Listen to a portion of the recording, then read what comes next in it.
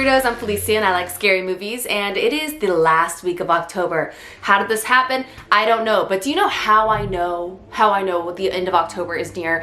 One, I have a giant zit on my face and a couple more forming, so I'm really breaking out. That's a good sign. I've had way too much candy and alcohol this month, and I'm very sleep deprived, but at the same time, I have had a very good time. Before we get into today's video, I do want to let you guys know that the Girly Gore hats are on sale until midnight on October 31st. So I will link all that information down below. If you want to get a hat, now is definitely the time. They probably won't be discounted for a long time after this week. Alright, so as some of you know, I've been covering the Brooklyn Horror Film Festival this month here in New York, and it's been a blast. It's actually over now. I went to the closing night party last night, but 2 nights ago I saw Girl on the Third Floor, which is a movie I've been hearing so much about this year that it was so exciting that it was coming to this festival. I was gonna get to see it, and it actually comes out today on VOD and in select theaters, so I will link as much information about that below as I can find. But happy release day, everybody. You're doing great. So this movie was written and directed by Travis Stevens, and it's actually his directorial debut. He's produced on a lot of films that you guys probably know, like Starry Eyes and XX. He's contributed to the horror genre in many, many ways,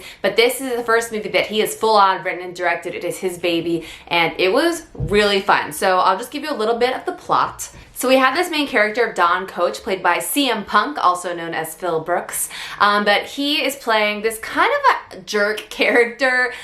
He has a wife and a baby on the way, and he has left them behind to come renovate this old rundown house for them to live in, to start a new chapter of their life. It's clear some bad stuff went down. He wasn't the best husband in multiple ways, and now they're really trying to get a fresh start. So by getting a fresh start, he's renovating this house all by himself, basically. Turns out though that this house is haunted, and I will give you our first little fun fact of this video, and is that they actually filmed this in a real haunted house and used the story and legend that surrounds that particular house, which is that it used to be a brothel, and I don't know this all super specifically, but it used to be a brothel, and a sex worker and a 12-year-old girl both died there.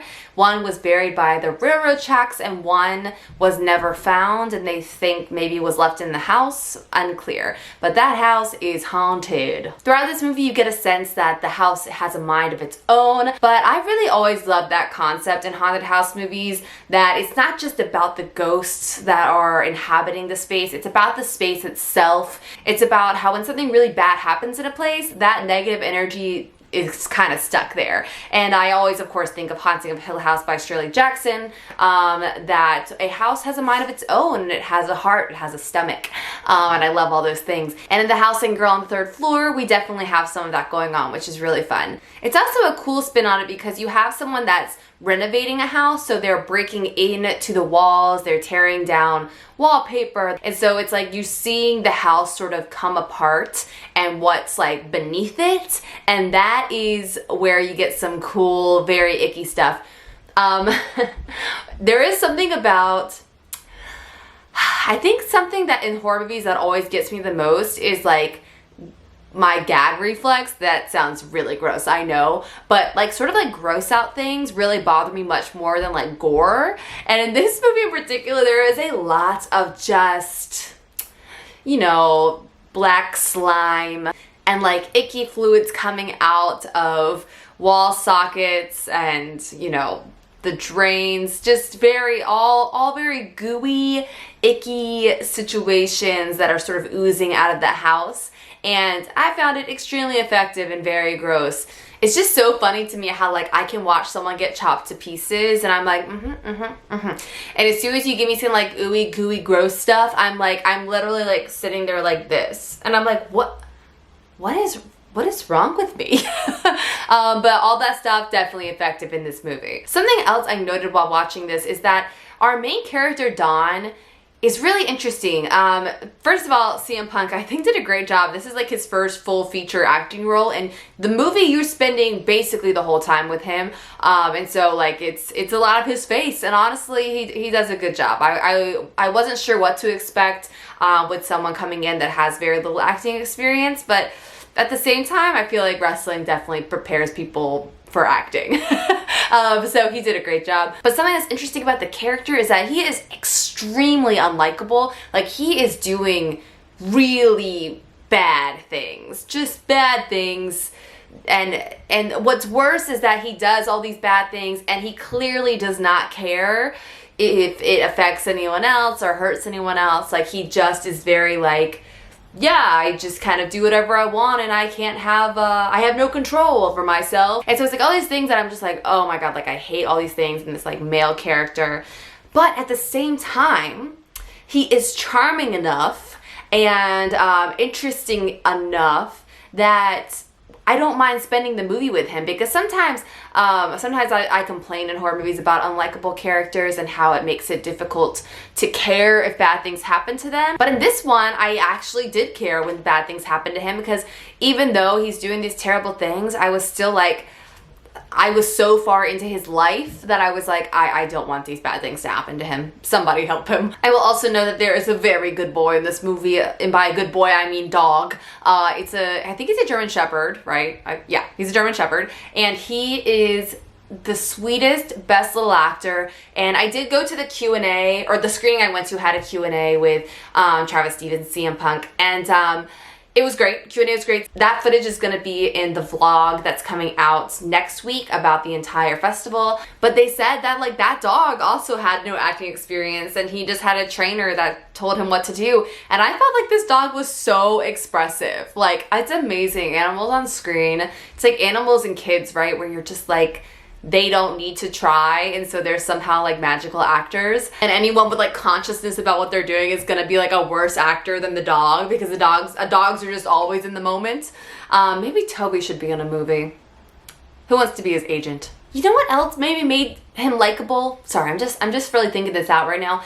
I think something about CM Punk has sort of I don't want to say a goofy face, but it's like somehow naturally comedic. Like the way in which he expresses things on his face is naturally comedic.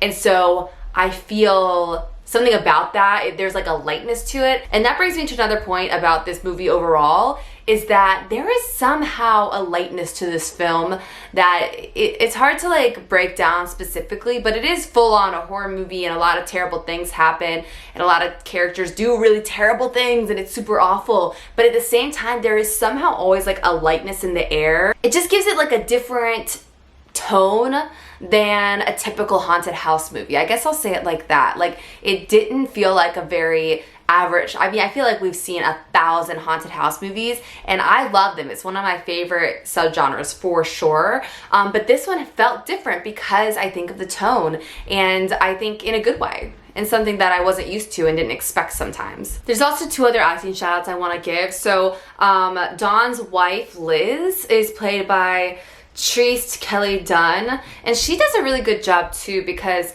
for a large chunk of the movie, you only see her through Dawn's eyes and you only see her through like a video chat, and so you don't really get a full sense of who she is. And then when she finally does arrive at the house, she has like a much larger storyline that takes place, and you find out that she's like kind of a badass and like a very strong, put together woman that has sort of stayed in this like kind of crappy marriage. But she's an interesting character, and I really liked her a lot and thought she did a good job. And then we have Sara Brooks, who plays Sarah Yates. Wow, that must be weird to play a character that's your same name. I feel like that would never happen to me because my name's Felicia, but Sarah, I mean, that seems like that might happen to her a lot. Anyway, she plays this character that comes in to Dawn's life sort of unexpectedly. She shows up at the house a lot, and you find out why at a certain point in the film that I'm not going to give away to you. But she did a very good job, and she shows a lot of different colors in this movie and does a great job. And I think, yeah, this is like one of her first acting roles in film. It looks like she did a movie in 2015, and that seems to be sort of it in certain terms of on-screen stuff. But she did a great job. I also want to give a shout out to the special effects in this movie. There are a couple of things that I really like, particularly one of the creature designs was something like I've never seen before. It sort of gave me the memory of, you guys know, like the teeth dude from Channel Zero, where it was like I saw that and I was like, I have never seen anything like that before. That's sort of how I felt on a milder level. But the character that they created in this movie, that's sort of otherworldly, if you will, she looks crazy. I really appreciated the character design that went into her. Okay, and I think the last thing I want to talk about that I think really helped this film a lot was the sound design.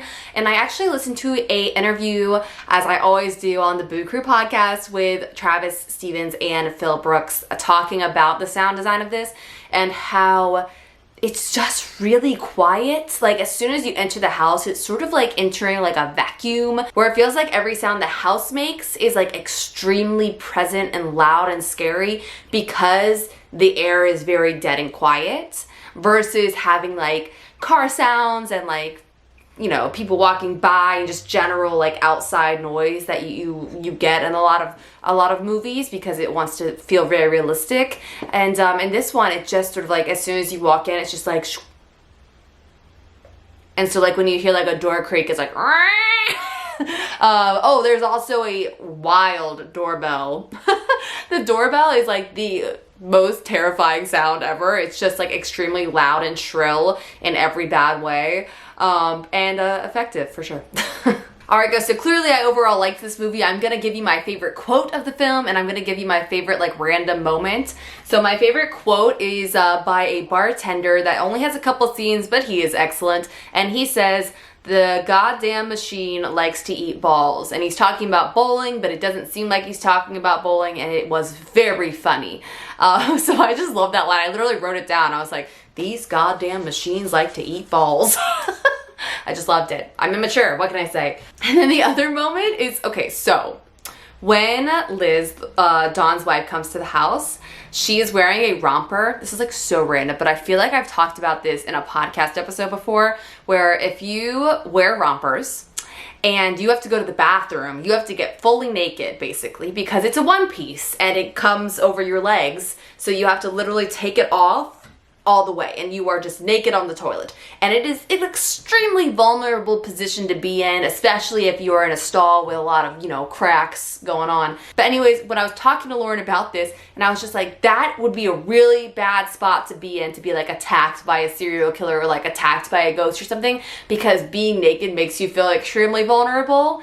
And if you're just like, you're literally just going to the bathroom and and so I'm really rambling, but there is a moment where Liz goes to the bathroom, and because she's wearing a romper, she has to like take the whole romper off to go to the bathroom.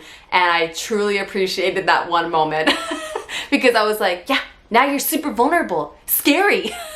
But I just thought it was very funny. So once again, you can watch Girl on the Third Floor starting today. So I will link the Amazon down below for you guys to check it out. Or if it's playing at a theater near you, movies are always better with the audience. So I would also recommend that to you as well. But that's it, guys. I will see you in tomorrow's video. I hope your last week of Halloween is going super great. Last week of Halloween? I meant October, but also, you know, Halloween. And I guess that's it. Make sure if you're interested in getting a Girly Gore hat, now is your time, people. Now is your time. They're going to be on sale until midnight on October 31st. So don't miss out, and have an ice cream. Bye.